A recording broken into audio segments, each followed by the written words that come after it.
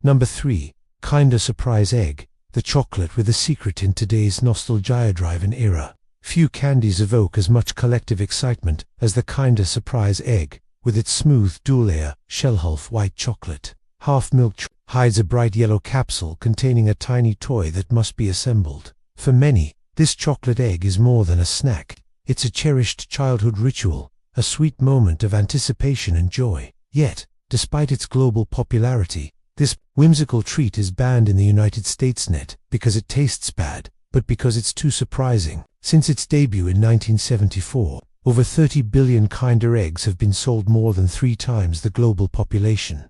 On average, every person could have had nearly 4 eggs.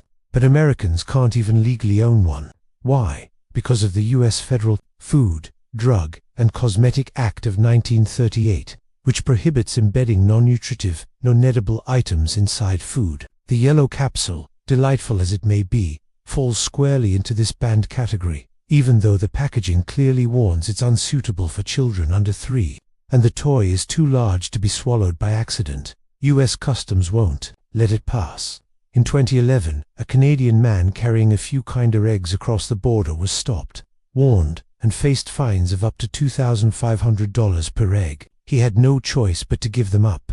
To address this, Kinder introduced the Kinder Joy in the U.SA product that retained the egg shape but split into 2 halves. One side contains a creamy dessert and wafer balls, while the toy is sealed separately on the other. While it visually resembles the original, it lacks the magic. The experience of biting into the chocolate and discovering a surprise is replaced with a regulated, sterilized moment, more convenient store pudding than chocolate adventure. Kinder Surprise has faced scrutiny elsewhere too. In 2003, children in the UK tragically choked on the toy and died, sparking public outrage. The UK government, however, did not ban the egg only strengthened the warning labels, arguing that banning such toys would threaten the entire toy industry. In 2022, recalls occurred in Belgium and Canada due to contamination issues, but sales remained unaffected. Despite controversies, the Kinder Surprise Egg remains a beloved part of childhood in over 100 countries. More than 12,000 different toys have been hidden in these eggs, and new designs are released annually. Some people build entire YouTube careers around opening them. Others collect specific series as if traveling through a sugary, miniature universe. It's a cultural symbol, a tiny egg carrying the infinite promise of surprise. But remember, if you're in America, don't pack one in your suitcase unless you're ready to be treated like a black market chocolatier. Number 2. Fugutha, delicacy that could kill you if you think the worst thing about eating fish is finding a bone. You haven't encountered fuguth, notorious pufferfish, soft, round, and oddly adorable. It looks like a harmless creature, but hidden within is a neurotoxin so powerful it makes cyanide look like table salt. Fugu is known by many names: the ocean's poison queen, the culinary Russian roulette. 1. Wrong move during preparation can mean death. The toxin is called tetrodotoxin, a substance 1,000 times deadlier than cyanide. Just 12 milligrams are enough to kill a human.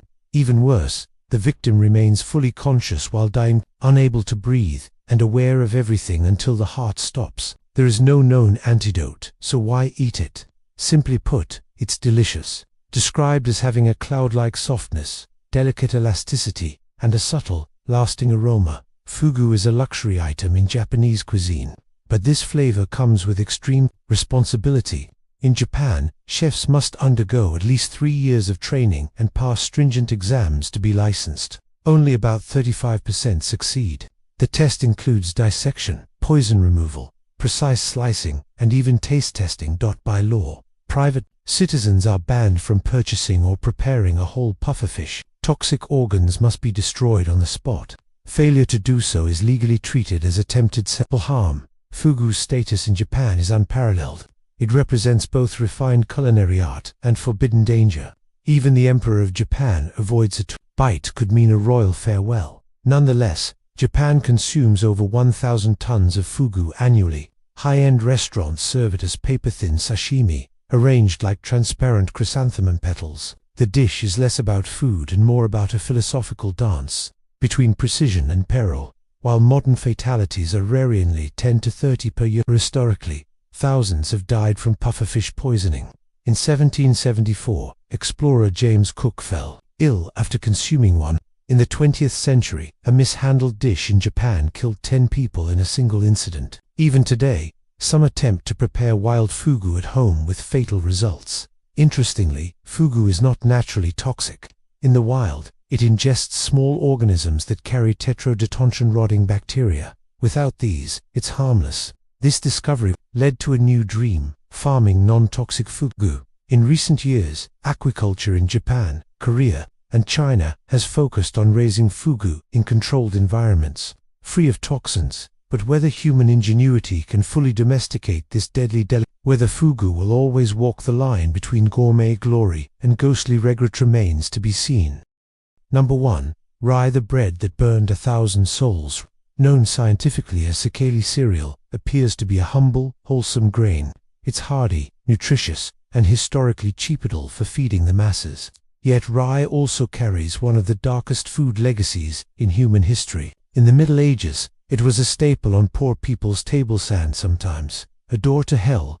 Originally found in the regions of modern-day Afghanistan, Iran, and Turkey, rye was once a wheatfield weed, but its resilience in cold, wet climates made it a staple crop across Central and Northern Europe. It contains 1.3 times more protein than wheat and is richer in minerals and vitamins. However, it's dangerously prone to infection by a fungus called Claviceps purpurea, which produces black horn-like structures known as ergot. Medieval farmers, unaware of the danger, harvested and milled rye indiscriminately. The result was bread laced with ergot, a powerful poison and hallucinogen. Families eating such bread suffered a horrifying spectrum of symptoms: burning sensations, seizures, convulsions, paralysis, and in extreme cases, gangrene that turned limbs black and caused them to fall off. The condition became known as Antony's fire, named for the saint people prayed to in desperation. One of the worst outbreaks occurred in France in 944 AD, killing over 40,000 people. Rye quickly became feared as much as it was needed. Worse still, ergot causes intense hallucinations and mental disturbances. Historians now believe ergot poisoning may have been a key factor in episodes of mass hysteria, including the infamous Salem witch trials. In 1692, young girls in Salem began convulsing and claimed to see demons. Their accusations spiraled into a witch hunt that jailed over 200 people and executed 20. Only later did scientists discover that ergot-contaminated rye might have been the real culprit. It wasn't until 1670 that a French doctor correctly identified ergot as the source of this hellish suffering. This revelation clarified why the poor were disproportionately affected. Rich ate clean white flour and imported grains. The poor ate rye, and with it, unknowingly invited torment. What's even more disturbing is ergot's similarity to modern psychedelic drugs. In 1938, Swiss chemist Albert Hofmann synthesized LSD from ergot acid. In 1943, he famously dosed himself, becoming the first person in history to experience a chemically induced psychedelic trip. So those medieval visions of devils and angels, likely chemical, not spiritual. Art and culture bear witness to this. History works like The Temptation of St. Anthony depict demonic torment and surreal hallucination. Simia, likely inspired by ergot-induced madness. In France's Eisenheim Hospital, altarpieces depicted patients in various states of decay and delusion, created to comfort those suffering by showing they were not alone. Even animals weren't spared. Cows that consumed infected feed would suffer from necrotic limbs, stop producing milk, and eventually die of phenomena that farmers, lacking scientific understanding, blamed on curses. Today, thanks to modern agriculture and food safety regulations, rye bread is no longer a source of terror. Ergot is monitored and controlled. But rye's haunting legacy reminds us that even the simplest grain, when combined with ignorance and misfortune, can spark centuries of fear, suffering, and superstition.